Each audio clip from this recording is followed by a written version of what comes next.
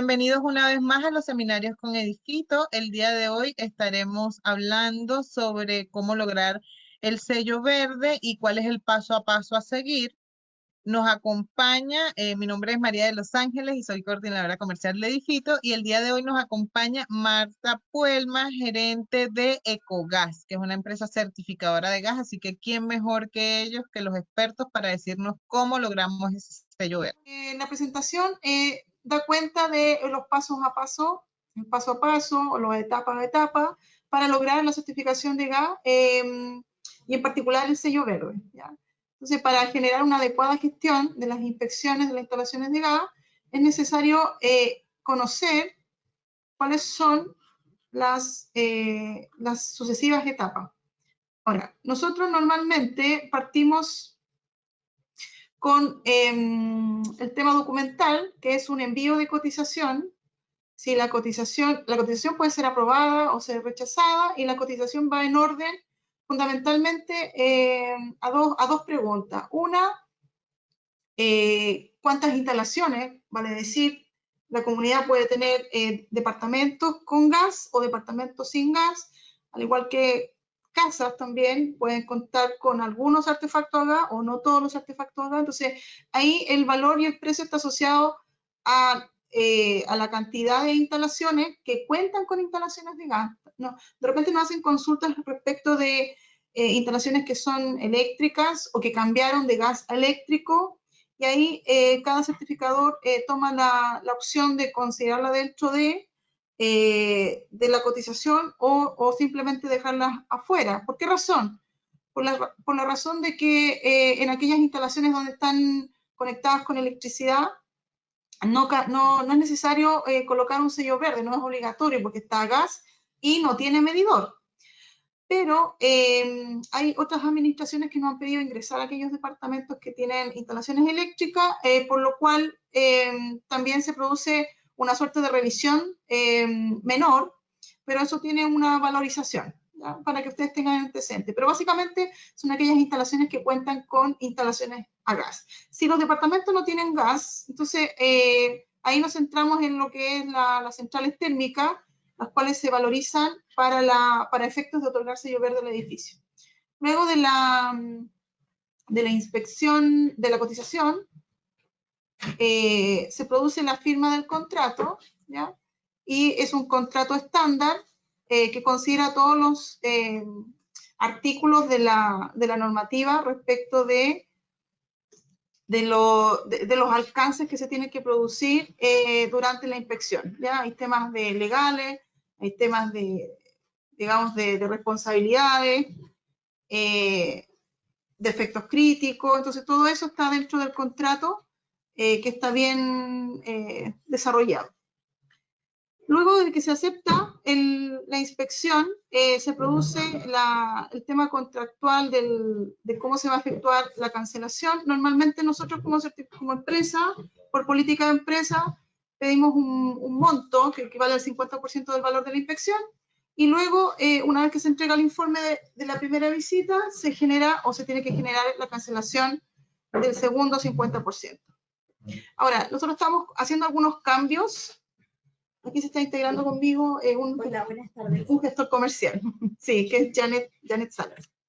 Y ese segundo 50% se desarrolla con el informe. Nosotros estamos haciendo algunas transformaciones importantes, que es montar el informe en nuestra plataforma, con lo cual las administraciones van a poder disponer del informe para su gestión y para entregarlo a cada uno de los copropietarios en vía online, que es la temática hoy en día de digitalizar las empresas.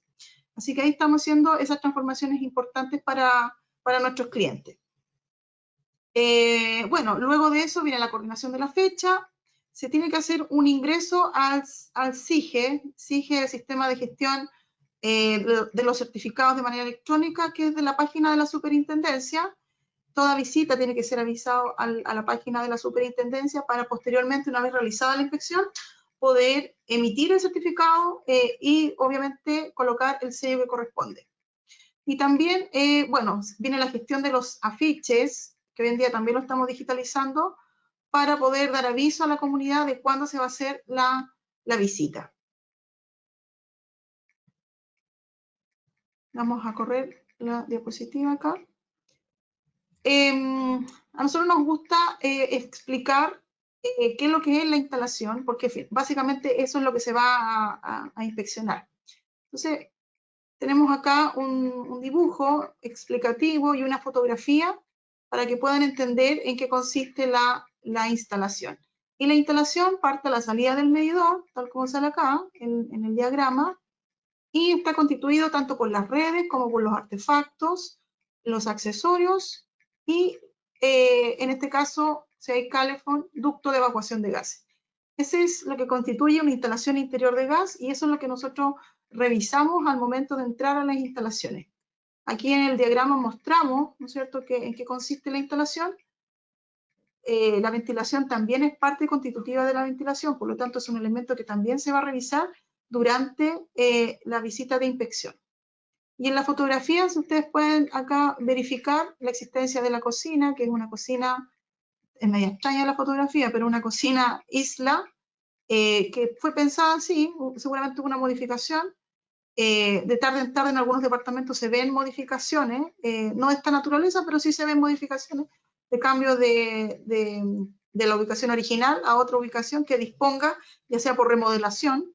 Entonces aquí damos cuenta de la instalación, llave de paso y la conexión del artefacto. Y por el otro lado acá tengo el artefacto calefón conectado a la red de gas con su llave de paso. No se alcanza a visualizar el ducto, pero y la ventilación acá al costado del refrigerador se puede observar, ¿ya? Eso en el fondo constituye lo que se llama la instalación interior de gas y eso es lo que nosotros revisamos. Vamos a avanzar hacia adelante, no hacia atrás. Bueno, para que ustedes sepan, algunos datos estadísticos es que cuáles son las instalaciones que son más utilizadas en Chile. Acá en el gráfico de torta pueden observar que el color plomito corresponde a lo habitacional. Significa que en este país el gran porcentaje de instalaciones están dadas por el segmento habitacional y en menor medida el segmento comercial, educación y cultura y otros. Por lo tanto, obviamente que se hace patente y necesario generar las revisiones al segmento habitacional. ¿Cuál es la razón de por qué hacer la inspección? Tiene por objetivo fundamental constatar la seguridad de la instalación y el buen funcionamiento de los artefactos, identificando los peligros existentes y riesgos. Eso yo creo que es lo fundamental.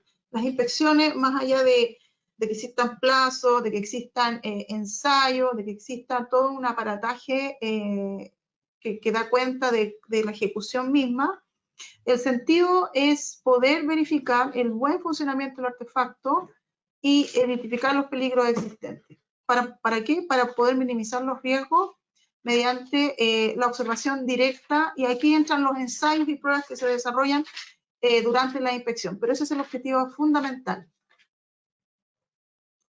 Ahí. Vamos a pasar a la siguiente lámina. El proceso de inspección tiene plazos, eso es importante conocer.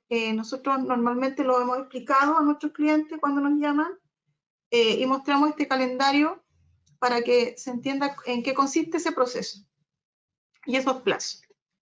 Bueno, si inicialmente hay un acuerdo, ¿no es cierto?, para poder realizar la inspección, se tiene que determinar la fecha en la cual se va a generar la visita. Y la visita de inspección, si acá observamos este cuadro, este calendario, si nosotros tenemos fecha acordada, ¿no es cierto?, de visita de inspección el día 11, a partir del día 11 se tienen que contar o contabilizar 60 días. Significa que al día, estamos en octubre, noviembre, diciembre, el 9 de diciembre ya deberíamos estar con el proceso cerrado. Por eso hablamos de inicio y hablamos de fin. Cuando hablamos de inicio, día 10, día 11, nosotros tenemos que dar aviso con 48 horas de anticipación, por lo menos, o sea, tenemos que tener información para poder dar aviso a la superintendencia. y por lo tanto no podemos partir el mismo día avisando. Así que por ahí estamos considerando un día de inicio de aviso al SEC unos días antes.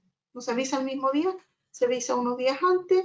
Luego el equipo de terreno ingresa a la comunidad de edificio o a la comunidad de casa, hacen la inspección. Aquí nosotros tenemos incorporado un solo día. Eso va a depender de la magnitud de las instalaciones. Si son en orden a una cantidad importante, hay que distribuirlo en más días dependiendo del equipo de terreno. Y esa es una pregunta habitual que nos hacen. ¿Cuánto nos vamos a demorar en hacer la inspección? Va a depender de la magnitud, de la cantidad de instalaciones, las cuales nosotros podemos desarrollar en función de los tiempos que se establecen para el desarrollo de las pruebas. Las pruebas están con tiempos establecidos y por lo tanto, aunque uno quisiera cortar los tiempos, hay tiempos mínimos que cumplir en el desarrollo de cada una de las pruebas. Así que visualizando eso, que son 60 días, y por eso hablamos de la gestión eficiente, que en el fondo, de momento que se realiza la programación, tenemos que entender que hay un inicio y un fin. Y dentro de ese inicio y ese fin hay situaciones intermedias, como por ejemplo una visita de simuladores que normalmente en tiempos, digamos, sin pandemia se estaba ofreciendo, que es la visita de aquellas unidades que no estuvieron en la primera inspección.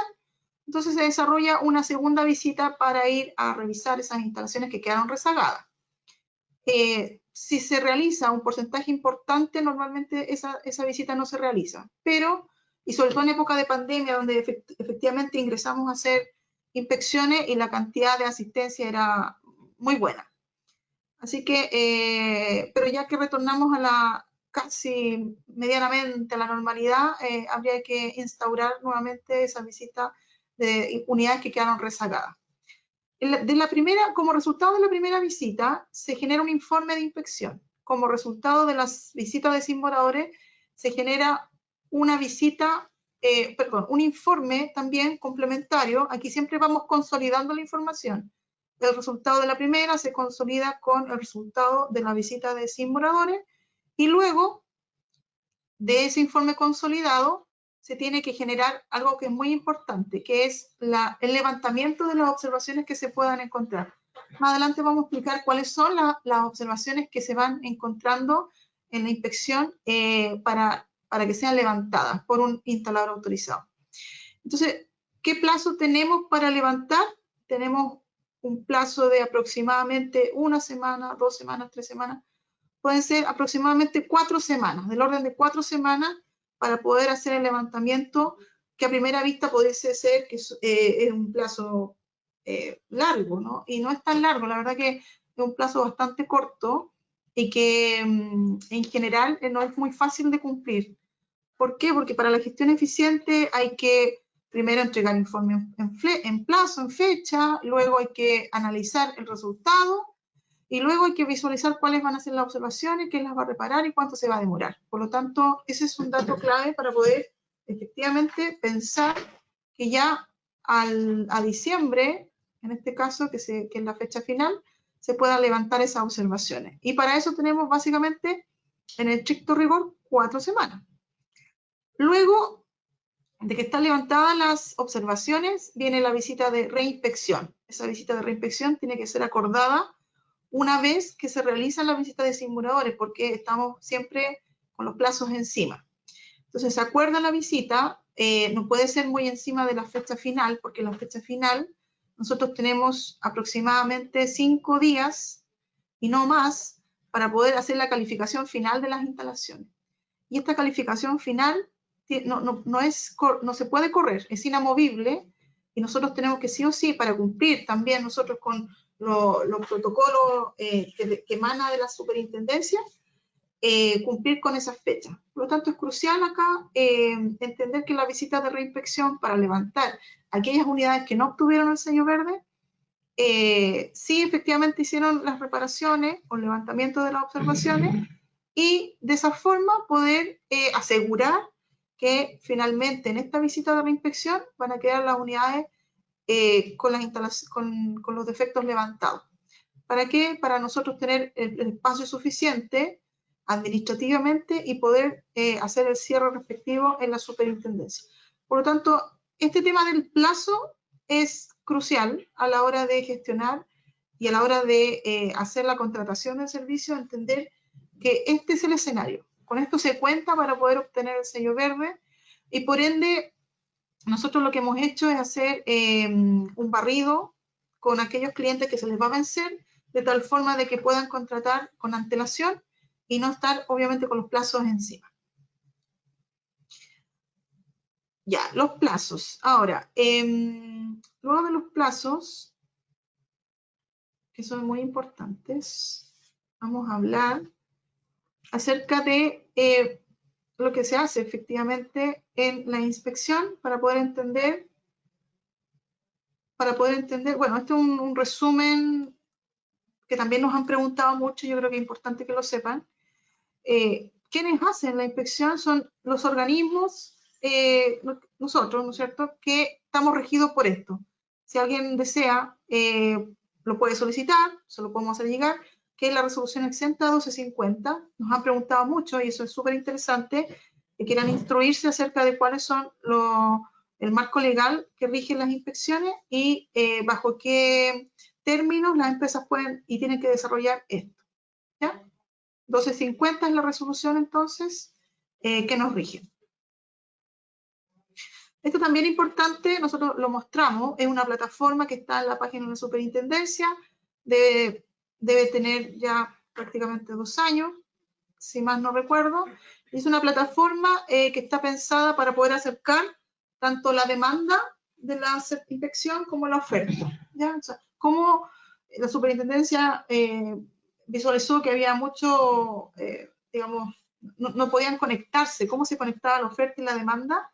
Por lo tanto, pensó y diseñó una plataforma que está dentro de la página de la SEC, donde uno puede hacer las solicitudes de la inspección periódica. También lo pueden hacer en la página nuestra, ¿no es cierto?, de manera directa a los canales que nosotros tenemos incorporados, pero la superintendencia tiene esta plataforma y le llega de 2 formas, llega la información a los organismos de inspección.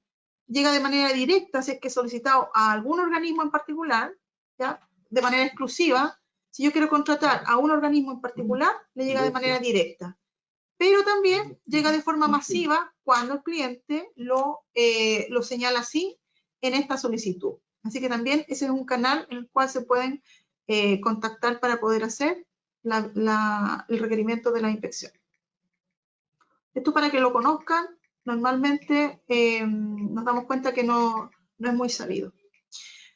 Bueno, para realizar la inspección es importante que el organismo esté autorizado en la SEC.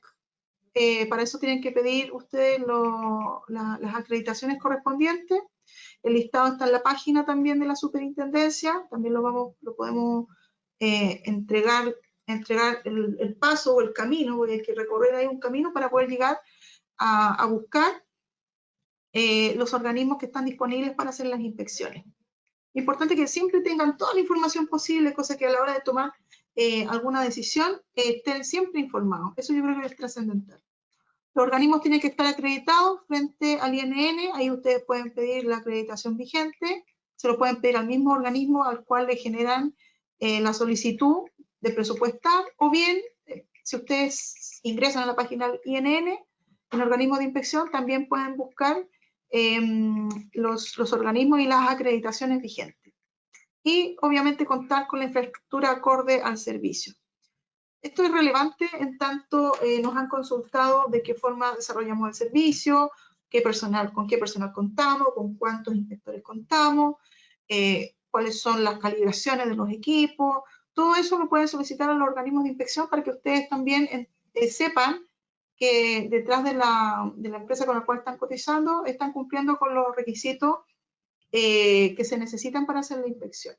Nosotros hemos desarrollado una pauta de evaluación que también la podemos, y de hecho a nuestros clientes se las entregamos para que vayan comparando respecto de cada uno de los organismos en algunos requisitos o requerimientos que ustedes deseen saber.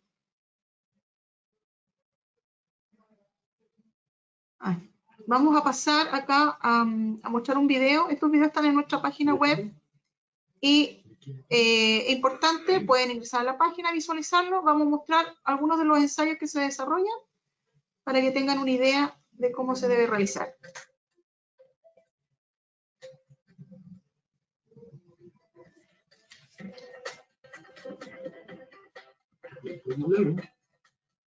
Usted pesca esa diferencia. Si lo entiende, no.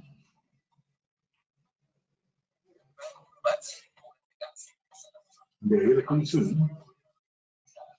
Y hacer una preinspección.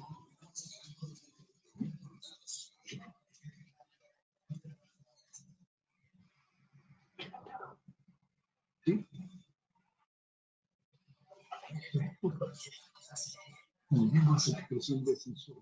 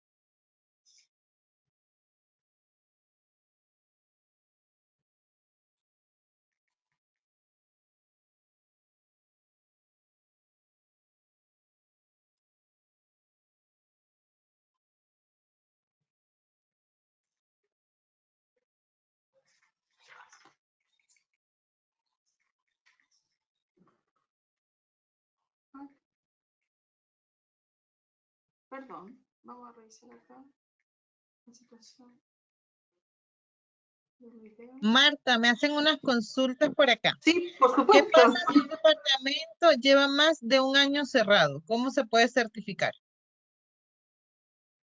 Mira, voy a detener acá el video.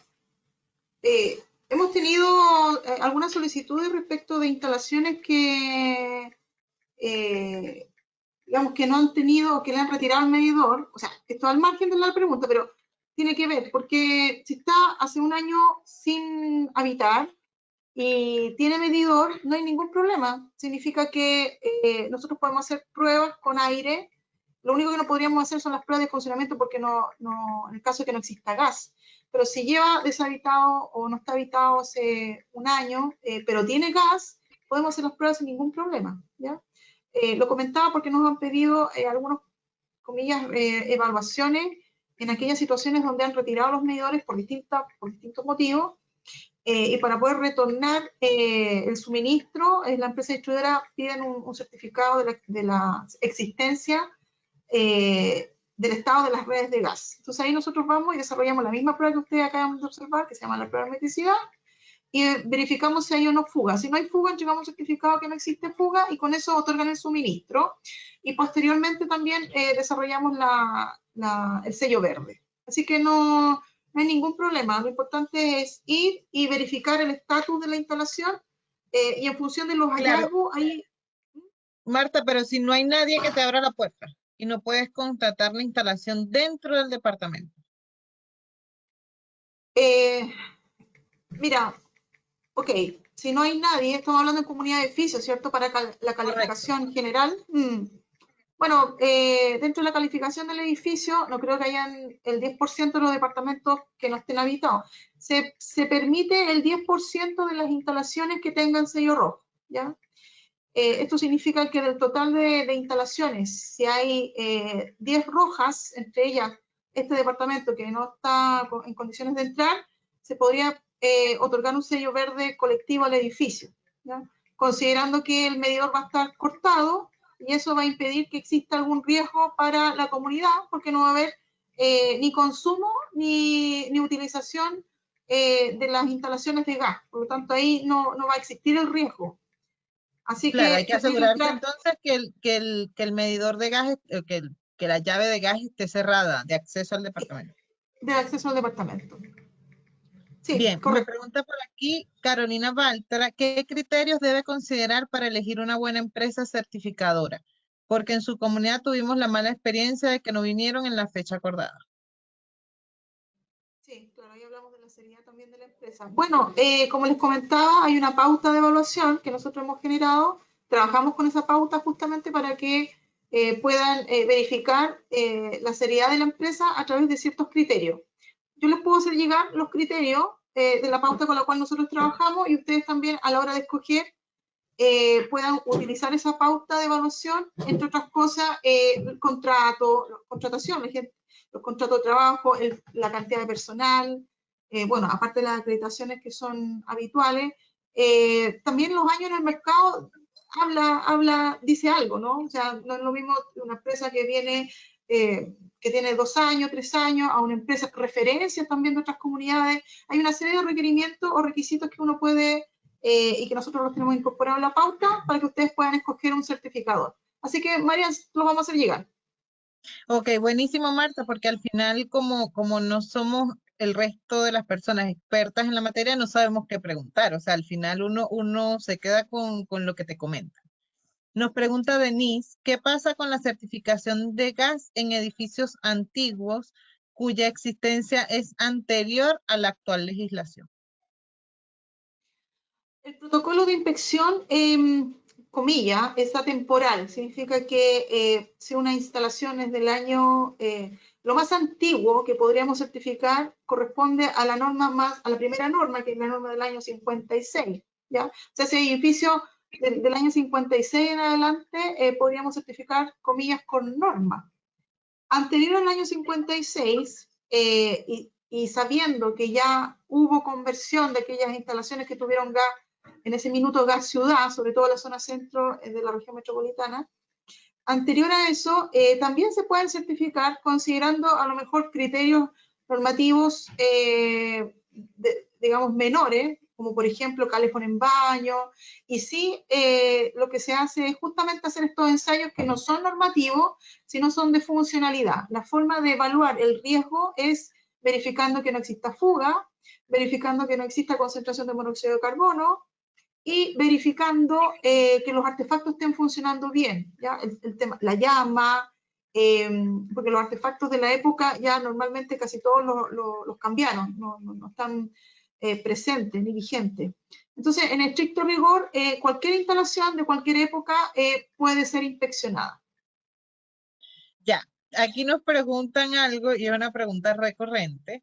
Si en los lugares o en las regiones que opera Ecogas, o sea, aquí nos preguntan si tienen servicio para Tarapacá, Valle del Cauca, Los Lagos. Nosotros tenemos personal disponible en el sur, en la región de Concepción, en Osorno, en Puerto Montt, bueno, en toda la región de los lagos, porque estamos con operaciones allá hace ya 3 años, de manos de la empresa distribuidora que están haciendo conexiones al nuevo tipo de gas natural, así que estamos desarrollando servicios de inspección periódica en la zona.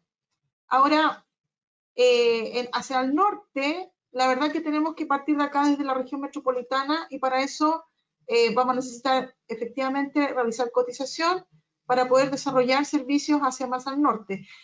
Efectivamente llegamos hasta La Serena, también Antofagasta, pero en el ámbito de obras, ya de mano de algunas constructoras que están desarrollando proyectos en la zona norte. Y para los servicios de inspección periódica también hemos desarrollado servicios en La Serena, y más al norte se hace un poco más complejo, pero si cotizamos y llegamos a buen puerto, no hay ningún problema en desarrollar servicios en la zona bien norte del país. Bueno, estamos también en la isla de Pascua, hemos desarrollado servicios, ¿ya? Así que en realidad, si llegamos a buen puerto ahí comercialmente, podemos desarrollar servicios a lo largo y ancho de todo el país. Buenísimo. Otra consulta que nos hacen por acá es si la inmobiliaria está en proceso de escrituración, ¿debería entregar el certificado al día? ¿Es exigencia para la recepción? O sea, si yo estoy comprando un departamento y me van a entregar un departamento, ¿la certificación me la tienen que entregar ya hecha? Sí, por supuesto, es un requisito para obtener el permiso, no, la recepción municipal. Claro, y entiendo que de hecho Ecogas trabaja con muchas inmobiliarias precisamente en este tema, certificando la instalación desde el inicio. Sí, sí, las instalaciones se dividen en dos, lo expliqué al inicio, pero es importante que entender cuál es el panorama de las instalaciones. En el fondo se clasifican en dos. Las instalaciones nuevas significa que no tienen suministro, y nuevas pueden ser nuevas, la edificación, la construcción puede ser nueva, y ahí entra todo el segmento de las inmobiliarias y las constructoras que están desarrollando proyectos normalmente en este país. Y está el segmento de las instalaciones en uso. ¿Por qué se llama en uso? Porque pasa a tener suministro de gas permanente y por lo tanto se usa normalmente. Estamos hablando desde el punto de vista de suministro de gas. Aquellas que no tienen suministro de gas permanente se dicen nuevas. Y para obtener el suministro permanente necesitan un proceso que se llama certificación, obtienen sello verde y luego se tienen que inscribir en la superintendencia. Es como el certificado de nacimiento de las instalaciones. Y luego que obtienen el certificado de nacimiento, pasan a la revisión normal, habitual, y por eso se llama inspección periódica.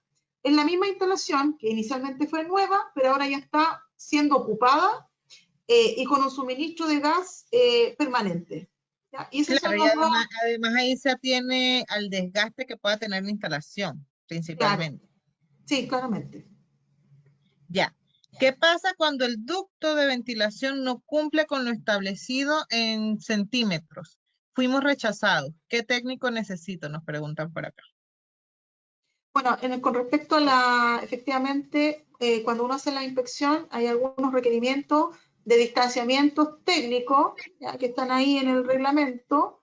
Habría que visualizar, ningún problema en recibir esas consultas un poco más técnicas. Tendría que mirar cuál es el distanciamiento que fue objetado. Normalmente, si son descargas a fachada, hay que tener distanciamiento a pared lateral, a pared frontal, ¿ya?, o por ejemplo a un alero, pero hay distanciamientos que cumplir. Ya, yo te voy a compartir las preguntas para que tú puedas responderlas entonces personalmente a través de un correo electrónico con los datos de la persona, pero entiendo que ellos quieren hacer el cambio, pero no saben a quién buscar, a un gaffiter certificado, ¿no? ¿Quién es el llamado a hacer estas modificaciones con conocimiento técnico? Son los instaladores autorizados. En la página web de la superintendencia existe un link donde están los instaladores autorizados a nivel país, están inscritos ahí, por lo tanto, ustedes pueden, digamos, ir al link, buscar por comuna, cotizar y visualizar si les puede hacer el desarrollo que ellos pretenden. También, María, podemos compartir cómo la forma de buscar instaladores, porque también es una pregunta recurrente. Nosotros no podemos recomendar instaladores, no podemos ser, digamos, ahí recomendar a nadie, por lo tanto, es importante que las personas, en general los usuarios, sepan dónde ir a buscar la información y tal vez sobre también una pauta de evaluación muy similar a la nuestra, poder escoger realmente la persona idónea para que les haga las reparaciones. A nosotros nos pueden hacer todas las preguntas técnicas. Tiene listado, ¿correcto, Marta? Sí, tiene listado y tiene listado actualizado. Hay instaladores que si no están ahí enrolados significa que, para ser franca, no existen. Por lo tanto, tienen que tener su acreditación vigente y eso significa enrolarse en la página de la SEC. Ok. ¿Qué ley o leyes nos obligan a realizar la certificación de gases? La 1250, la que les mencioné durante la presentación, ese es el contexto legal que obliga justamente realizar la inspección periódica en condominios de edificios. Ya. ¿Cada cuánto es la periodicidad de la certificación? Tanto en casas como en departamentos. Existe un plazo 2 años. ¿Ya? Esa es la periodicidad con la cual se tiene que... La vigencia del sello son 2 años. Si, por ejemplo, y esto como dato importante, si como resultado de la inspección se obtuvo amarillo o se obtuvo un sello rojo colectivo por distintas situaciones, porque no estuvo todo el quórum, o porque se encontraron defectos críticos y no se alcanzaron a levantar a tiempo, y finalmente se obtuvo un sello rojo, ese sello rojo está vencido per se, ¿ya? No significa que el sello rojo va a vencer, tiene tiempo de vencimiento, ya está vencido. Por lo tanto, lo que quiero buscar siempre es el sello verde. Y entiendo que hay una certificación de 2 años, pero también podemos alcanzar una de 4 años. Si nos explicas eso un poco, Marta. Sí, si gusta avanzamos en la presentación porque también Ya, lo tengo perfecto. la presentación incorporada. Se están adelantando, se están adelantando. Ya, continuemos con la presentación y al final entonces hacemos las consultas restantes. Sí, ¿cómo no? Voy a avanzar acá en el video para terminar las pruebas. Ya nos queda poquito.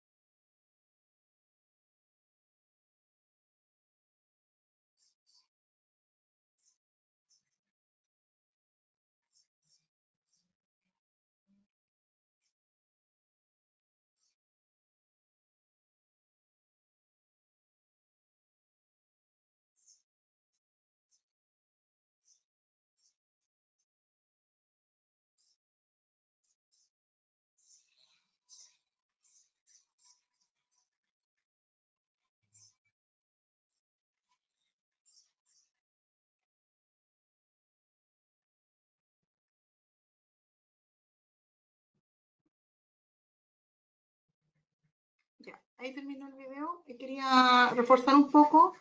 Si ustedes se fijaron, después de cada una de las pruebas se muestra la calificación. Significa que hay ciertos valores con los cuales nosotros tenemos que calificar el resultado de las pruebas. Todo esto en orden a, básicamente, para hacerlo muy sencillo, una mala combustión digamos, se observa a través de la medición, ya sea inspección visual o a través de instrumental, y da cuenta de cómo se está haciendo la combustión, y por lo tanto una mala combustión va a significar potencialmente un monóxido de carbono, por ejemplo, o una devolución de gases, y por esa razón es muy importante digamos, realizar las mantenciones adecuadas a los artefactos, y si no las hacen, como resultado de la inspección va a saltar de que tienen que hacer alguna mantención y o alguna regulación a los artefactos para que justamente las medidas que nosotros tomamos en los ensayos sean o estén dentro de los parámetros adecuados. Eso es básicamente el resultado de los ensayos. Bueno, acá, a propósito de la pregunta que nos hicieron, queríamos explicar cuál es el desarrollo de la normativa aplicable a las instalaciones de gas, que es distinto al proceso de la inspección. La inspección se le puede desarrollar a cualquier instalación en cualquier tiempo. ¿Ya? Es una inspección periódica de las instalaciones que están en uso y por lo tanto tienen que funcionar bien, sí o sí, y por lo tanto ser seguras. En el caso de la normativa que se aplica a las instalaciones, esto es cuando, si yo estoy haciendo una instalación hoy día, le tengo que aplicar la norma de gas de hoy día, ¿ya? Y la norma de hoy día es esta de acá, es el decreto 66, que nace el año 2007 y que está vigente hasta hoy.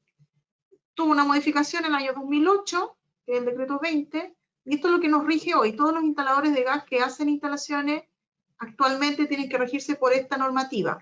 Pero de ahí hacia atrás, lo que tenemos que hacer es aplicar la normativa que le corresponde. Por eso les comentaba yo que la primera normativa en este país data del año 55. Ahora, si hay una instalación que es anterior, año 40, año 30, no lo sé, probablemente la construcción sea de la época, pero la instalación de gas normalmente o ya sufrió cambio o sufrió modificación, y nosotros vamos a ir a mirar esa instalación con los ojos en la época que se hizo ese cambio. Y normalmente hacemos algunas consultas y preguntas respecto de la situación de la instalación. Somos capaces de darnos cuenta por el tipo de cañería, por el tipo de soldadura, por el tipo de artefacto, en qué segmento podría caer esa instalación para poder hacer efectivamente la inspección. Y si no hubiera información, al menos debe cumplir con los requerimientos mínimos y o ubicaciones prohibidas, como por ejemplo calefón en baño. Eso ya hoy en día no se puede, esa prohibición data del año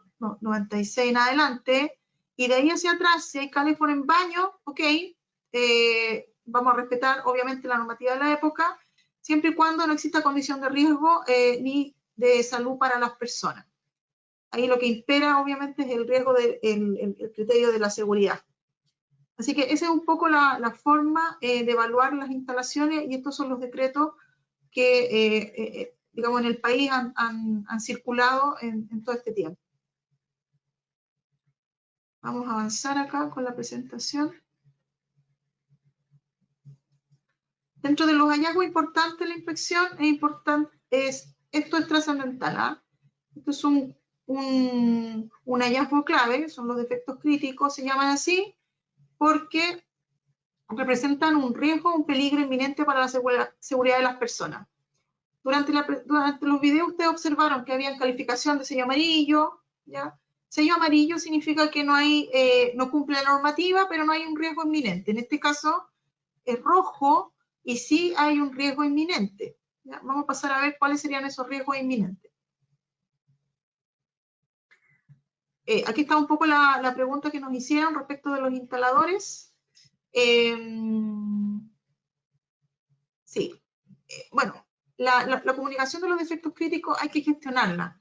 Eso es súper claro. El hallazgo del defecto crítico se tiene que comunicar dentro de las primeras 24 horas. Significa que si nosotros tuvimos como resultado de la inspección un hallazgo de fuga, tomamos, no sé, son las 11 de la mañana, nosotros tenemos plazo para mañana, el día de mañana, a las mismas 11 horas, para dar aviso al defecto crítico, lo cual normalmente no se hace porque el hallazgo del defecto crítico implica buscar un instalador rápidamente para que haga la gestión de la reparación también lo más rápido posible. Y eso dentro de las 24 horas es como bien complejo. Por lo tanto, aquellas comunidades que nosotros podemos, las puedan confiar nosotros, desarrollamos el servicio, los preparamos para el proceso de inspección. ¿Qué significa? Significa que hay que gestionar desde antes el caso de encontrar estos defectos críticos y no quedarse paralizado esperando encontrar, y sobre todo en esta época de pandemia, encontrar un instalador que pueda gestionar de manera lo más rápida posible este defecto. Por muchas situaciones, porque cortar el gas no solamente mitiga el riesgo, sino también deja al residente sin la posibilidad de cocinar o sin la posibilidad de ducharse. De repente hay muchos adultos mayores, hay personas con guaguita, ¿no es cierto?, que necesitan el agua caliente. En general los adultos podemos resistir, pero los demás, los que son más vulnerables, no. Entonces, esta gestión es importante y se debe realizar dentro de las 24 horas. Nosotros como organismo tenemos la obligación de dar aviso a través de un comunicado, y ese comunicado tiene que llegar a la administración lo antes posible para que también estén antecedentes. Nosotros avisamos a la administración en el minuto que nos llega, se llega a detectar este aviso, y de tal manera de que la administración pueda apoyar también a cada residente que tiene el hallazgo en su domicilio. Ahora, ¿cuáles son los defectos? Son 5, están acá descritos. Son fuga en artefacto, fuga en red, fuga en el medidor, un artefacto tipo VOC. Los tipos VOC son aquellos que tienen ducto de evacuación. Entonces, si no tienen el ducto o se desconectó el ducto, eso va a significar que los gases de combustión van a descargar en el mismo recinto, y ese es el riesgo. Y el quinto es la existencia de concentración de monóxido de carbono, que también lo vimos en las pruebas. Estos son los 5 hallazgos que determinan un defecto crítico de acción inmediata. Para que ustedes sepan, este comunicado se hace a la superintendencia, a emergencias de la empresa distribuidora para que se efectúe el corte de gas.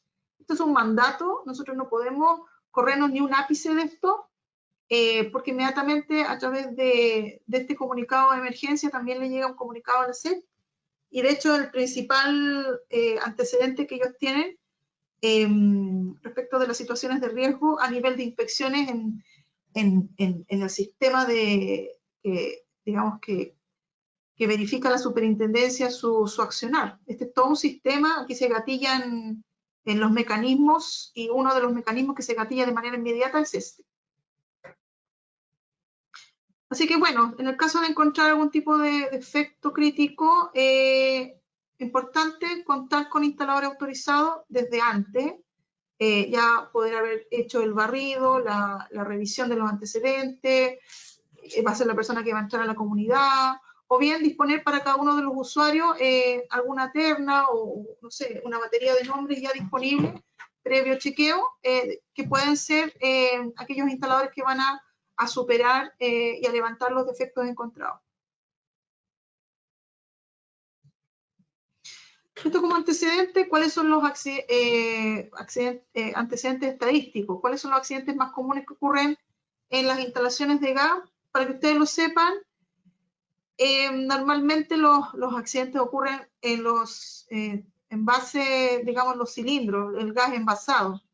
Ocurren muchos accidentes porque hay la manipulación del usuario es directa. Si ustedes se fijan en las instalaciones de gas por red, donde uno abre o cierra una llave de paso, la probabilidad de que ocurra un accidente está dada por esta estadística, y es bastante menor a aquellos que tienen que ser manipulados por el usuario de manera directa, por muchas razones, porque el cilindro viene con falla, porque me queda una fuga, porque no verifiqué. Entonces aquí se producen muchísimos accidentes, y obviamente también está dentro de los accidentes, hay resultados con lesión y fallecidos. O sea, estadísticamente se sabe que va a fallecer gente por los números anteriores, por descuido, por no tener las precauciones del caso, por no tener las competencias adecuadas, o por tener artefactos que están fallando lisa y llanamente. Así que estas estadísticas no mienten, para que ustedes sepan. Esto se sabe qué es lo que va a pasar y está reflejado en los números.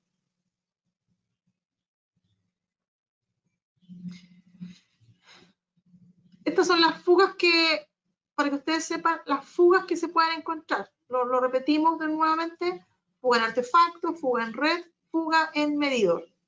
La fuga en red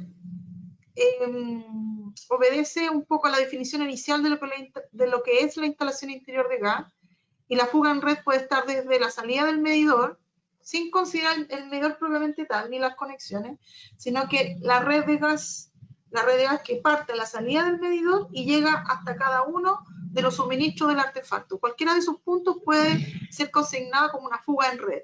Luego de la llave de paso, aquí vamos a mirar algunas fotografías, entiendo. Claro, después de llave de paso, aquí en este sector se habla que es fuga en artefacto. Antes de llave de paso, se consigna como fuga en red. En este caso, esta es una casa, no es un edificio, pero aquí lo que se quiere mostrar es que desde el sector del medidor, que está donde está esta caseta de cemento, hasta los artefactos que están dentro, hay un recorrido de una tubería. Eso se llama fuga en red, que puede ser visible o no visible. Visible en aquellos casos que la red esté a la vista y no visible en aquellos casos, por ejemplo acá, que está enterrada o puede estar en losa. En esos casos se habla de fuga en red. Y aquí hay una fotografía de casos de fuga en medidor, que son básicamente las conexiones en tuerca entrada, tuerca salida del medidor, o bien el propio medidor. Acá el cuerpo del artefacto tiene flanche y tiene uniones, y también probablemente pueden fallar. Todo eso se consigna como fuga de gas en medidor. Bueno, esto no es un dato aislado. En Chile mueren en promedio 112 personas al año por monóxido de carbono. El 90% de los casos son productos de calefón en mal estado. Ahí sabemos que hay un parque, digamos, de comunidades que son muy recientes. Hay un parque de comunidades que son de cierta data, 10, 15 años, y hay otro parque de comunidades de edificios que son mucho más antiguas. En esos casos, normalmente todavía mantienen calefón en baño. Si es posible cambiarlo a otra ubicación ideal, a una logia abierta, pero si no, generar las inspecciones correspondientes para poder medir y cuantificar en el caso que exista monóxido de carbono. El monóxido de carbono, la única forma de detectarlo es a través de instrumental, ¿ya? No se puede detectar digamos, olfateándolo, ¿ya? No tiene olor, no hay forma de saber si estamos en presencia de monóxido de carbono, salvo con instrumental. Lo único que trabajan con instrumental, bueno, aparte de los fiscalizadores de la superintendencia, somos nosotros, los organismos de inspección, y bomberos. ¿Ya? No hay otro que mantenga, salvo alguno que tuviese en su casa algún detector para poder monitorear la presencia de monóxido de carbono. Por lo tanto, es de máximo cuidado las instalaciones que cuenten con, no sé, algún ducto desconectado, por ejemplo. Las estufas también pueden generar monóxido de carbono cuando no están bien mantenidas, no hay mantención, tengo llama envolvente, no es de color azul, asentado al quemador. Todo eso son signos claros de una mala combustión, y por lo tanto puede haber efectivamente concentraciones de monóxido de carbono y nosotros no sabemos que ahí está presente.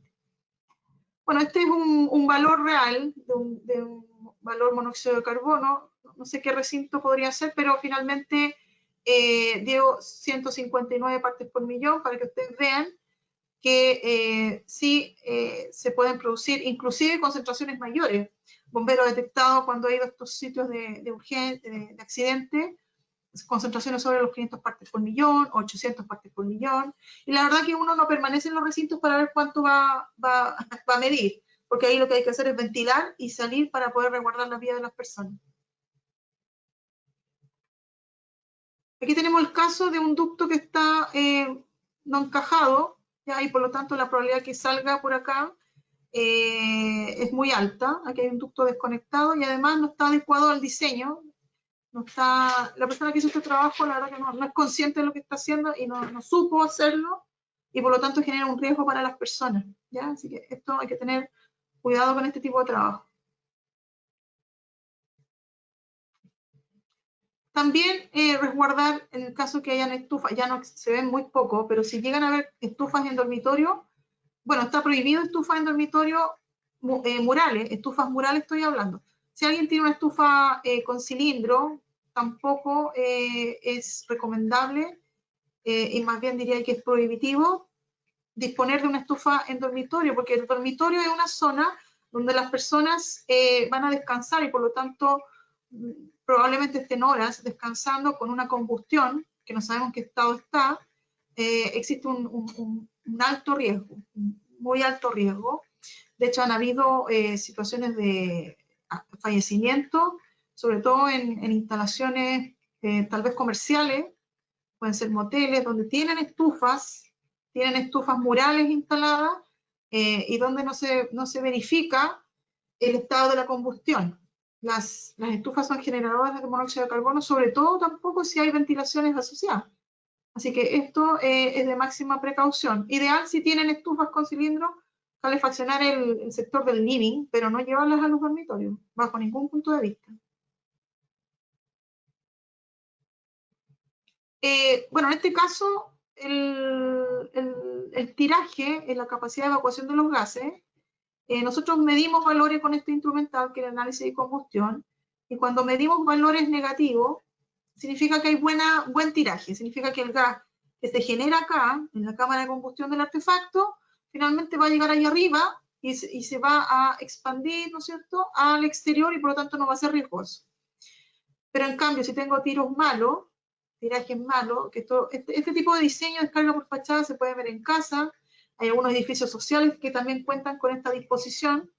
Por lo tanto, aquí lo relevante es que los gases sean capaces de evacuar siempre por la zona del sombrerete y que no queden acá, digamos, ahogados. Una, porque efectivamente ahogan el mismo artefacto y al ahogarlo se va generando mucho más monóxido de carbono, producto de que no tiene una salida directa, una salida libre, y eso dentro de algún recinto, aquí estamos en el exterior, pero eso, si está en un recinto, ese monóxido de carbono se puede difundir dentro del recinto y llegar las personas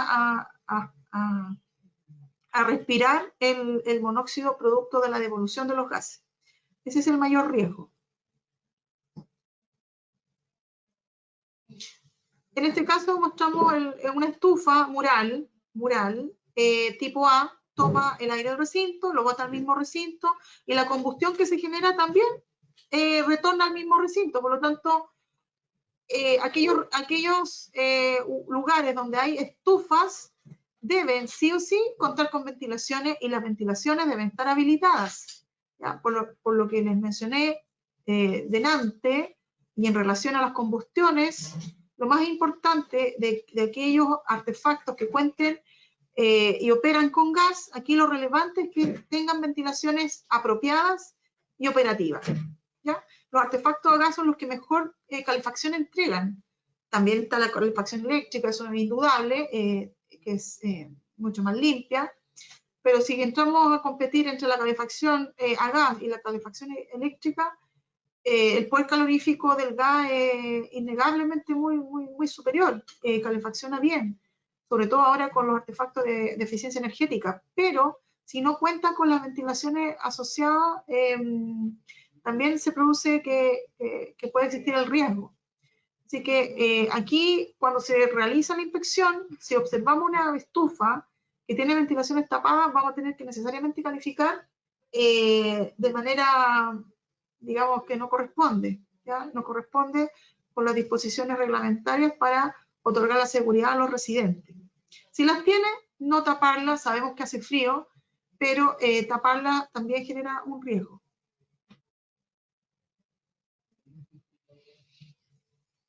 Aquí vamos a mostrar algunas fotografías respecto de daño mecánico. Sabemos que no todas las instalaciones tienen esto, pero estas fotografías son de facto, ¿no? De inspecciones realizadas. O sea, si no tengo un flexible, si no lo logré conseguir para instalar la cocina, esta es la parte trasera de la cocina, ¿ya?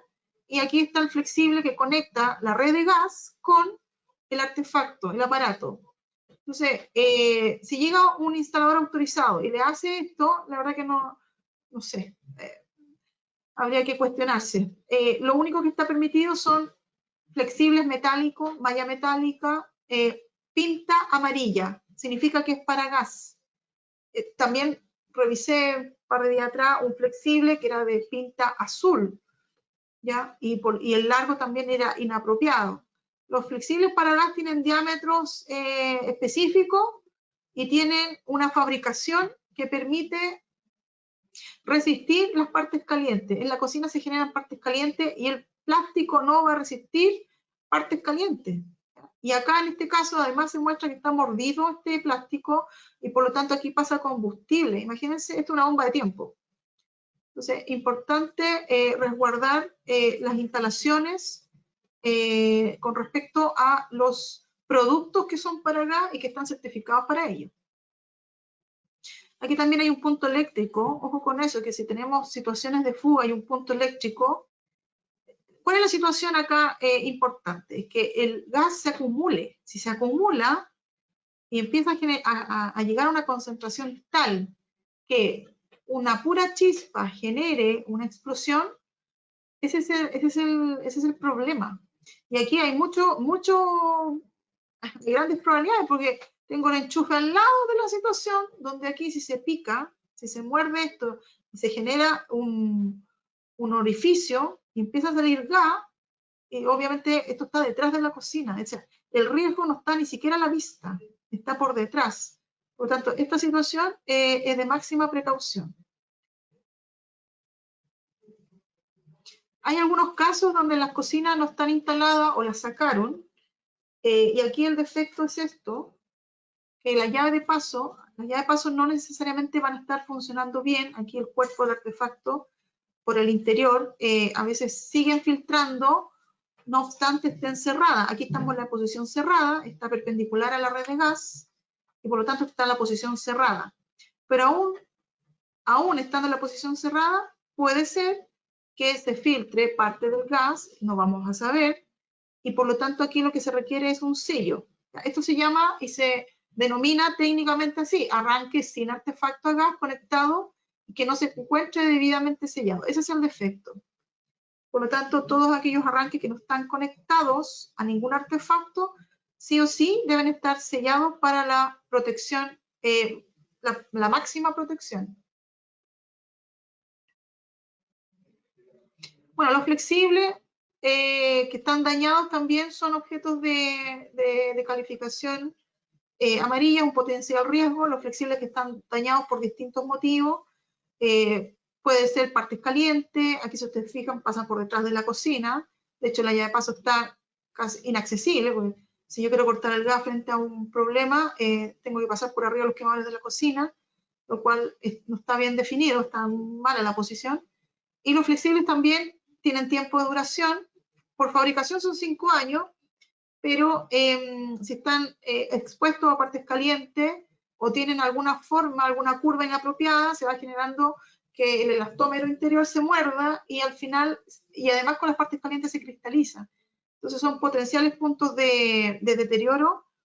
De hecho, hemos encontrado flexibles quemados porque no existe la precaución de dejarlos en una posición tal que no se dañen. Entonces, y como permanecen ahí constantemente, se generan este tipo de, se queman, la malla luego se suelta y finalmente estamos con el problema, con un potencial problema de manera importante.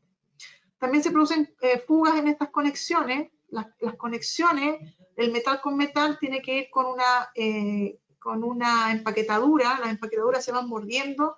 Entonces, todo esto son temas de mantención, esto es igual que el auto. ¿Ya? O sea, uno lo compra por primera vez y lo deja ahí. No, ahí generalmente los autos uno sabe que tiene que hacer cambio de aceite y otros cambios, cambio de filtro, cambio aquí, cambio allá. Tengo que ver si se oxidan algunas partes o piezas, reviso el motor, no reviso el motor.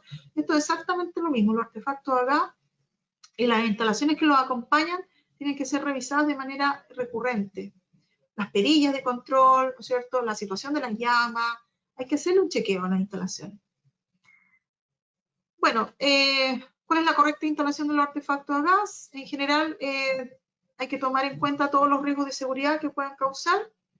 Y bueno, este es un eslogan, ¿no? O sea, ¿cuál es la incorrecta instalación de los artefactos de gas? La correcta instalación de artefactos de gas, bueno, es la que determina efectivamente el reglamento o el decreto de instalaciones, pero también hay situaciones de sentido común. O sea, si yo veo que hay una instalación que, por ejemplo, y nos ha tocado mucho, de repente las conexiones de las cocinas que entran o salen de los departamentos, en el caso de gente que pueda arrendar, esas conexiones las hacen los mismos usuarios. Entonces, los usuarios no pueden estar conectando o desconectando artefactos de gas, o tampoco pueden convertir de un tipo de gas a otro.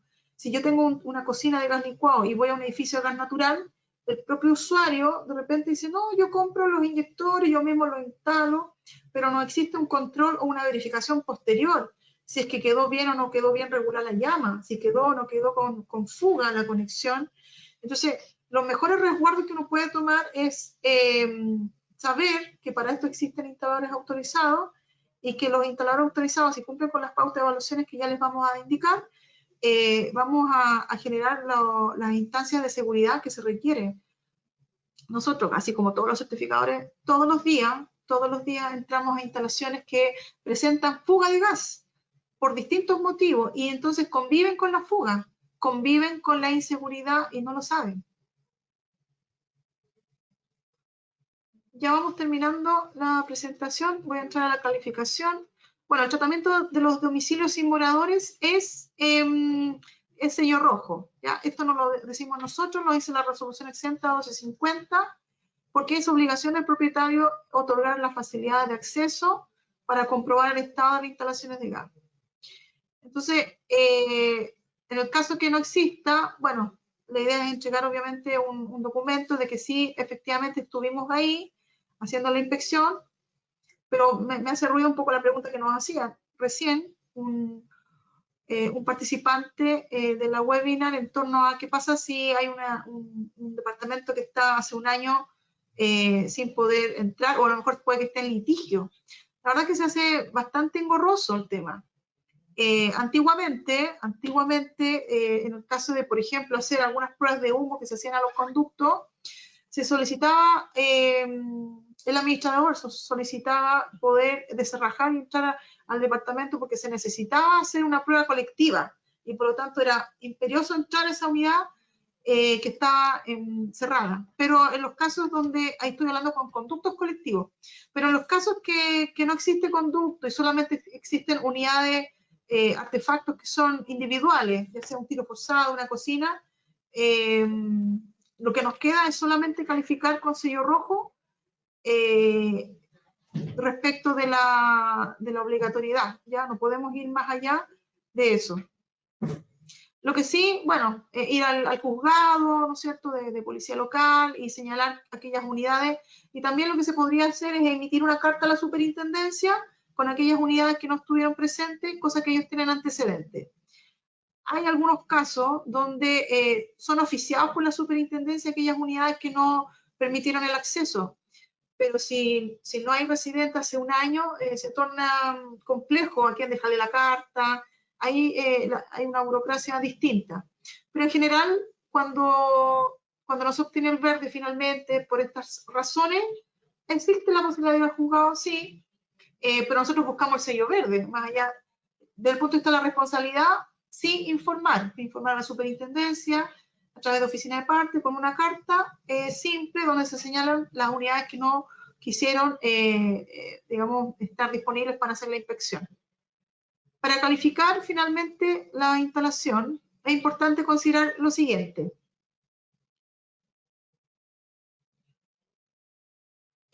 Bueno, ¿qué es lo que significa cada sello, no? Sello verde, que las instalaciones no presentan problemas, que además están en regla y por lo tanto no registran riesgo para las personas. Este sello se puede conseguir, voy a avanzar un poquito, a ver, está más adelante, voy a esperar un poco. Acá el sello amarillo significa que las instalaciones no presentan defectos críticos, solamente presentan defectos mayores y menores. Significa que no existe un riesgo inminente, pero que no cumple con alguna disposición normativa. ¿ya? Por ejemplo, no sé, una distancia enchufe o algún distanciamiento de ducto. ¿Es riesgoso? No, no es riesgoso, pero está incumpliendo con alguna disposición reglamentaria.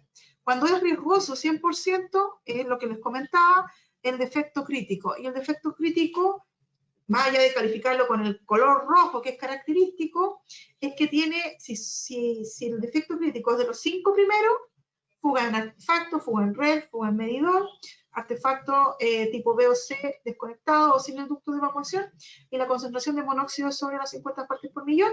Entonces ahí lo que se gatilla es un mecanismo de acción inmediata, que es el aviso a la empresa distribuidora, siempre y cuando no se repare dentro de las 24 horas. Excepto que hay una excepción, lo único que sí o sí se tiene que avisar a la empresa distribuidora, sí o sí, es la detección del monóxido de carbono. La detección del monóxido de carbono. No importa que se llame a un instalador para poder regular a lo mejor la llama de una estufa que está generando monóxido de carbono, ese defecto crítico sí o sí se da aviso a la empresa distribuidora, para que lo sepan. Porque el monóxido de carbono es un asesino silencioso, ya lo vimos, la estadística, lo que significa estar en presencia de una muerte por monóxido de carbono. Ya no deberíamos tener más muertes. Las últimas muertes fueron muy bulladas, fueron las de los turistas brasileños que vinieron a morir acá, a este país, en una instalación que no debería estar certificada, debería estar en regla, y no lo estuvo. Por lo tanto, eso sí o sí se tiene que avisar. Voy a avanzar. Ya estamos casi terminando con la presentación. Este es no sé si correrá el video, ¿eh? Este es un video que corrió en las redes sociales para que se den cuenta háganse una idea, retrotráiganse a lo que yo les mostré. Supongamos, no sé lo que hay detrás de esa cocina, pero supongamos que hay una manguera, supongamos que hay un punto de ignición, supongamos que la manguera está mordida en algún punto y pasan las horas, los días, los minutos.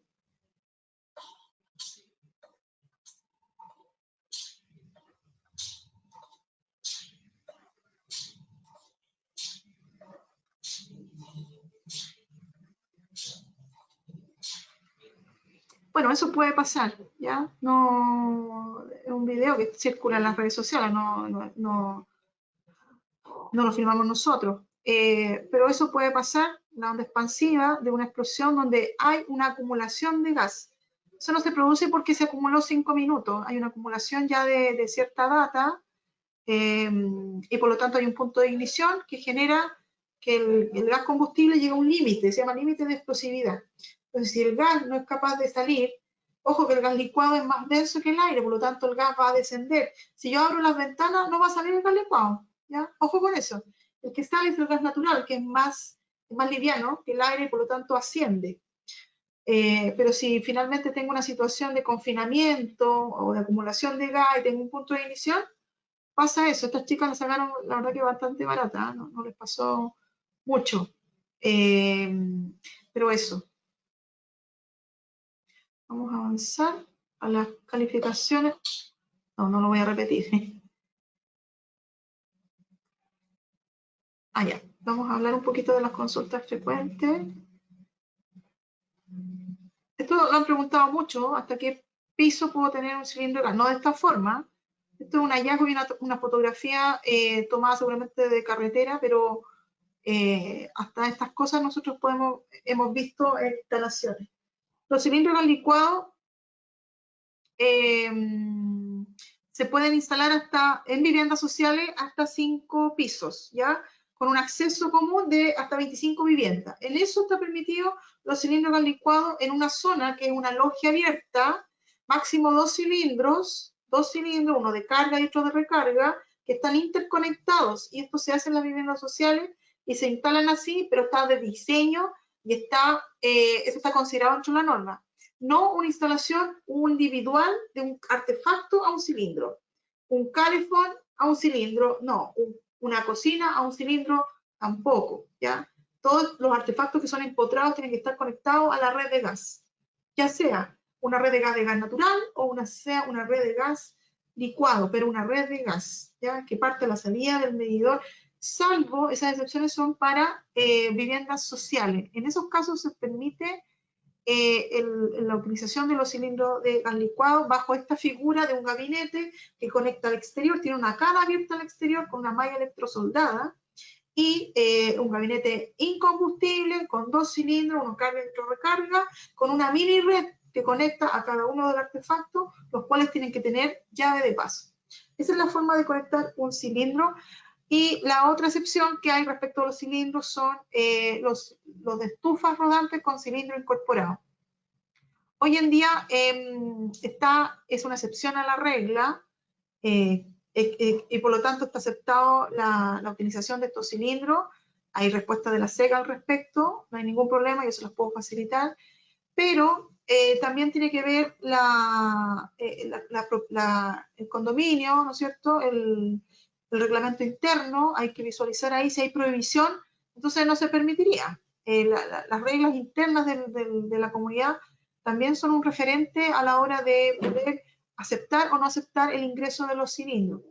Así que es un tema bullado, lo importante que tienen que saber, ojalá tener enrolados quienes tienen cilindro, para en caso de que exista algún problema, alguna problemática, saber cómo disponer ese cilindro en problema, porque si hay una inflamación con un cilindro o se produce algún incendio a propósito de la existencia de un cilindro o una conexión que no está con fuga, va a afectar a todo el resto de las unidades. Entonces, en vez de ocultar la existencia de los cilindros, tal vez conocer quiénes tienen cilindros y de tarde en tarde a lo mejor generar un control de calidad de esos cilindros sería apropiado para bajar los niveles de riesgo y no tener sorpresa.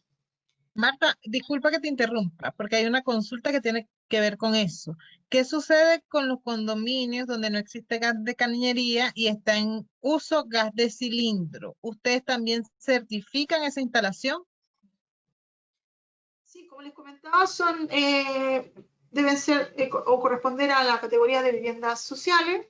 Y sí, efectivamente realizamos inspecciones a viviendas sociales. Si la comunidad así lo requiera, estarían afectos también a la inspección periódica porque son comunidad de edificio, ¿ya? Todo lo que es comunidad de edificio debe estar con su certificación al día. Así que no hay ningún tipo de inconveniente. Otra consulta, Marta, disculpa, con respecto a este tema de los cilindros y las tuberías de gas. Si ustedes van a inspeccionar un edificio, por ejemplo, un edificio que tiene gas, pero esta persona decide que no va a usar el gas natural, sino que subió un cilindro a su departamento, a pesar de que tienen instalación de gas natural. Eso es una falla grave, una falla crítica, entiendo, ¿no? Como te comentaba, traté de explicarlo, pero lo voy a explicar bien para que se entienda. Normativamente, de acuerdo al decreto, es una excepción a la regla, ¿ya? No, pero si yo tengo un cilindro y conecto a ese cilindro mi cocina y conecto a ese cilindro mi no está calefón, permitido. más allá del cilindro de la estufa, mira, me está saliendo muy caro el gas natural y yo decidí subir un cilindro para darle gas a mi cocina. Pasa mucho que la gente se desconecta, corta la cañería, la corta y conecta una manguera como la que vimos y lo conecta directo con un regulador a un cilindro. Esa figura de artefacto a cilindro en un edificio que tiene de diseño, de base, una red de gas, una instalación de gas, no está permitido. No está permitido, ¿ya? No les voy a contar historias, pero cuando pasa eso, si yo tengo un escape de gas y primero tengo varias consideraciones, tengo una llama directa, un calefón o una cocina muy cercano a un cilindro. Sé que en las casas, sabemos que en las casas ocurre eso, ¿ya? Y también hay material combustible, por eso se producen los accidentes. Entonces, tengo una llama directa a un cilindro, ¿no es cierto?, que una fuente de combustible con una manguera plástica no está permitido, ¿ya? Los artefactos que están empotrados y que tienen de base, de diseño, gas por red, ya sea gas licuado o gas natural, deben sí o sí estar conectados a la red que provee la edificación originalmente, ¿ya? Si un propietario dice, me desconecto, corto cañería y pongo un cilindro para el calefón o pongo una mini red también. Puede ser que nosotros hemos visto hasta hornos de pan dentro de los departamentos. Está bien que tengan que hacer emprendimientos, pero imagínate el riesgo que significa tener un horno de pan con un cilindro, la generación de monóxido de carbono. O sea, son viviendas habitacionales, ¿ya? No son comerciales. Gravísimo. Entonces, todo lo que es empotrado, y en el caso de las cocinas tradicionales, no sé si encimera, pero las tradicionales deben estar conectados a la red de gas. La posibilidad de, más allá del sello y más allá de la calificación, si hay un problema, si hay una fuga, lo acabo de mostrar en el video. O sea, la probabilidad de que alguien sobreviva a algún accidente mayor por fuga, por manguera, por lo que sea, ¿no es cierto?, es mínima.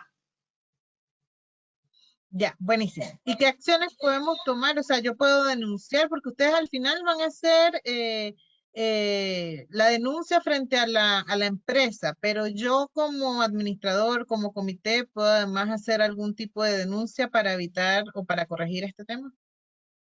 Sí, como les comentaba, efectivamente hay administraciones que mandan carta a la superintendencia, además que la misma superintendencia nos ha dicho que en aquellos casos que se encuentren alguna de este tipo de situaciones, una vez realizada la inspección, porque la obligación es hacer la inspección, una vez que se realizan y se encuentran algunos de estos tipos de hallazgos, enviar una carta a la superintendencia, porque la superintendencia lo que va a hacer es oficiar al propietario que está a cargo de la unidad.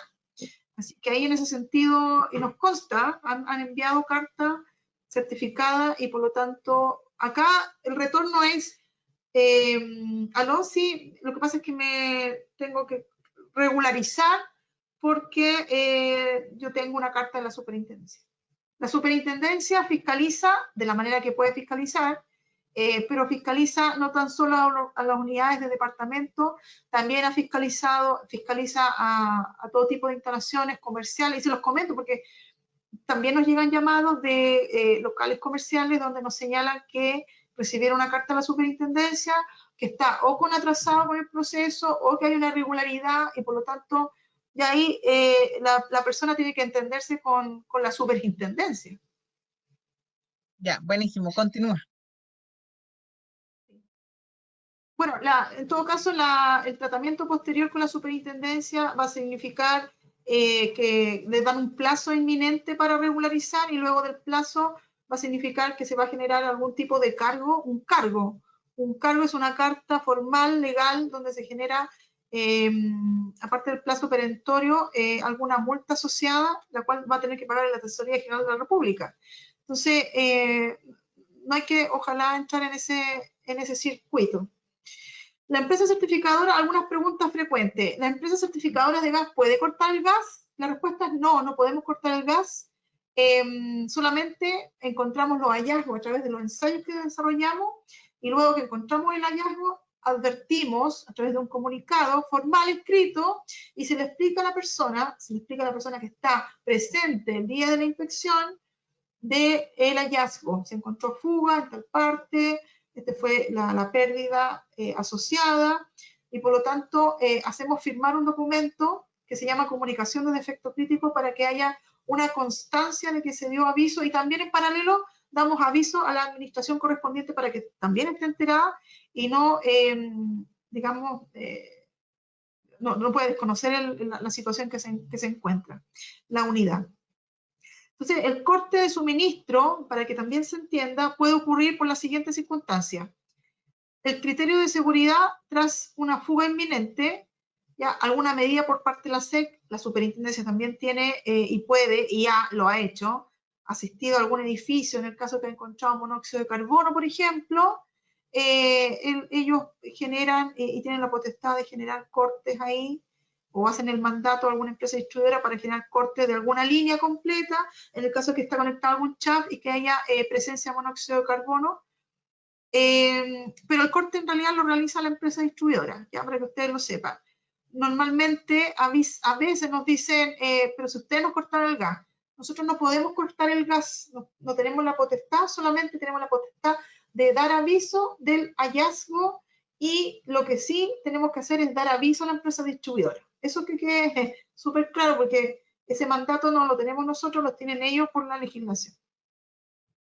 ¿Puede un técnico inspector realizar una reparación? No, no puede. Ya las empresas certificadoras están imposibilitadas para actuar como instalador de gas. Las reparaciones dentro de una instalación deben ser efectuadas por un instalador de gas autorizado por la SEC. Para que lo sepan también, no un certificador si le dice, no, yo reparo. No, no podemos ser juez ni parte, contraproducente, atenta contra toda la imparcialidad. Nosotros somos organismos de inspección que estamos acreditados bajo una norma que es la 17020. Todos los organismos tienen que cumplir con esa normativa. Y uno de los requerimientos es ser, obviamente, imparcial. Nosotros no podemos calificar algo que reparamos. Aquí se produce la revisión cruzada. Por lo tanto, si están en esa situación o experimentaron esa situación, la verdad que no corresponde. Vamos a avanzar un poquito acá. Este es un karma para nosotros. Yo creo que en general, con los cambios y los nuevos tiempos, se busca que el informe sea lo más entendible posible, sobre todo que se manejan términos técnicos que los usuarios no entienden. En ese sentido, nosotros tenemos todos los canales aperturados para responder las consultas, pero no siendo, digamos, suficiente, lo que hemos hecho es transformar el informe. Bueno, tenemos un glosario también, que también lo estamos transformando, un glosario de términos técnicos. ¿Para qué? Para que, esto igual cuando uno va a un doctor y le entregan un informe, no entiende nada. A mí una vez un doctor me dijo, o sea, espero que no haya ningún doctor, pero me dijo, ¿usted es médico? No, le dije, pero yo sí leo el informe y entendiendo lo que puede estar pasando en el escenario, sí puedo hacerme mi propio juicio. Entonces, yo creo que es importante que las personas, y dado los nuevos tiempos, puedan entender el informe con total claridad, de tal manera que cuando tengan que levantar las observaciones y un instalador les diga lo que van a hacer y explicar lo que van a hacer, al igual que un médico va a explicar lo que va a hacer, entiendan perfectamente cuál fue el objeto del rechazo o la observación encontrada, de tal manera que el instalador se circunscriba a hacer efectivamente lo necesario para poder levantar esa observación y no hacer todo, porque cuando uno dice una cosa, la verdad que de repente se puede malinterpretar, y como se malinterpreta, pueden generar unas reparaciones onerosa, muy cara, de algo que era muy simple de ejecutar. Por ejemplo, los sellos con silicona roja, como no se entiende la observación, sí, y además pueden reparar otra cosa distinta, que también nos pasa, de lo que se está indicando en el informe. Así que ahí nosotros estamos apuntalando bien fuerte un informe que sea claro y que contenga la información a prueba de, para todo público, para el mismo usuario, ¿no es cierto?, que está en la vivienda y que tienen que entender cuál fue el hallazgo, y luego también el instalador que va a ser el responsable de generar esa reparación, de tal forma de ser lo más eficiente en este proceso. Lo que se busca en las inspecciones es no ver más allá de lo que es y no reparar más allá de lo que debe ser, ¿ya? Así que ahí, por lo menos, nosotros estamos haciendo un trabajo bien importante. Y finalmente, a ver, ya, ahí estaríamos, María, con la presentación. María. Ya, buenísimo, buenísimo, buenísimo. Tenemos solo una consulta y es respecto a la contingencia actual. Nos preguntan si existe algún plazo de prórroga para la certificación. Ah, buena pregunta. Nosotros ya estamos en conversaciones con la SEC, hemos tenido reuniones al respecto. Habíamos dicho en las webinars pasadas que la vigencia de la inspección no había mermado. Normalmente, a pesar de la contingencia y a pesar que estuvimos en cuarentena todos encerrados, las inspecciones sí mantuvieron su vigencia. Nosotros como empresa hicimos una estrategia que la verdad que nos ha dado bastante fruto, que es generar contratos de forma anticipada, de tal manera que justamente en esta época que donde se iba a aperturar, bueno, 3, 4 meses antes, que se iba a aperturar, ya se tuviese o contasen con ese contrato de tal manera de poder ejecutar en esta época, donde ya se aperturaron las comunas o muchas comunas, Y por lo tanto, en esos casos que ya vencieron o estaban por vencer, esos contratos nosotros los mandamos a la superintendencia para justamente cubrir a los administradores que, queriendo hacer el servicio, no, se hubiesen imposibilitados por el estado de excepción. Así que, bueno, esa es la estrategia que nosotros empleamos en época de pandemia y que nos fue bastante bien y que también promocionamos a través de las webinars anteriores. Ahora, con respecto a los edificios que están retrasados, y dado lo que acabo de comentar, lo importante es ponerse al día lo antes posible. Yo siento, y creo que de la conversación que tuvimos con la superintendencia, ellos tienen absoluta claridad de la situación país, pero también no van ellos en su fiscalización, en su sistema de fiscalización, si ven un sello verde, o sea, perdón, un sello que está no vigente, van a decir, está no vigente, van a decir, no cumplió. Por lo tanto, mientras más se desplace ese no cumplimiento, o sea, para ellos un tiempo razonable sería, no sé, más allá de 6 meses, no, considerando la época de cuarentena, ¿ya? Entonces, ellos dicen, sí, ok, estamos en cuarentena y todo, aquellos que tuvieron contrato a priori súper bien, aquellos que no lo tienen van a tener que ponerse al día rápidamente, pero si ya estamos hablando de marzo, abril, bueno, y considerando, yo diría de enero para acá, porque hay muchos edificios que no hicieron nada desde esa época, enero, bueno, marzo, abril, mayo, junio, julio, agosto, ya llevamos 5 meses, y hay algunos que están atrasados esos 5 meses y otros 5 meses más. O sea, puede que fácilmente haya edificios que estén retrasados más de un año. Bueno, ahí lo que hay que propender es la inspección rápido, ¿ya? Si todavía hay situaciones de que no pueden entrar o no quieren hacer entrar algunos proveedores de edificios, como en este caso son los servicios, lo que se puede hacer es generar contratos, como les decía yo, un contrato a priori, para poder, o bien, un ejemplo, nosotros nos contrataron ahora la inspección, pero la desplazaron en fecha para finales de octubre. ¿Por qué? Porque el edificio cuenta con muchas personas, adultos mayores, lo cual es absolutamente razonable. Pero la administración ya está con su contrato. Significa que con ese contrato nosotros lo vamos a ingresar. Ya inició las acciones. Claro, deben manifestar la voluntad, que están conscientes y que con contrato en mano van a ejecutar en finales de octubre para evitar producir algún problema y cuidando, digamos, la salud de la población de esa comunidad. Así que esa es un poco la estrategia, ¿no? Va a depender un poco dependiendo de la comunidad. Hay otros que no, hay otros que vamos haciendo la inspección nomás. Nosotros tenemos un protocolo COVID que está... A todo esto como premisa, sí, vamos a hacer un punto de prensa ahí con la SED para que vean cómo vamos a empezar a hacer las inspecciones que ya estamos desarrollando con los implementos de seguridad sanitario, pero vamos a hacer ahí como ANECER, para todo esto, no como ECOGA, ANECER, Asociación de Empresas Certificadoras, para que la población tenga la tranquilidad de que el servicio se está haciendo con la máxima rigurosidad en términos para prevenir los riesgos. Bueno, Marta, si te quieres despedir. Agradecer, como siempre, a Edifito la oportunidad de poder desarrollar estos webinars. Nos gusta mucho poder difundir lo que se hace en la inspección para despejar las dudas necesarias. Normalmente nosotros ya estamos cerrando contratos con reuniones Zoom para explicar y que las instalaciones cuenten con su certificación porque eso da cuenta de la seguridad que está al interior y no queremos más accidentes. Así que es importante ahí generar estas certificaciones, que sea con nosotros o con otro certificador. Nosotros lo que nos interesa es que cuenten con su sello verde al día y así obviamente evitan el tema de que la superintendencia esté permanentemente fiscalizando. Ustedes con su sello al día están al otro lado. Y por otro lado, la seguridad de los residentes, que es clave. Muchísimas gracias, Marta, y a todo el equipo de ECOGAS. Muchísimas gracias a todos los participantes. De hecho, tenemos a alguien que nos visita de Cali, Colombia. Ok, se está haciendo internacional un poco el tema de los seminarios, pero bien, muchísimas gracias a todos, de verdad, no les quitamos más tiempo porque ya nos excedimos bastante.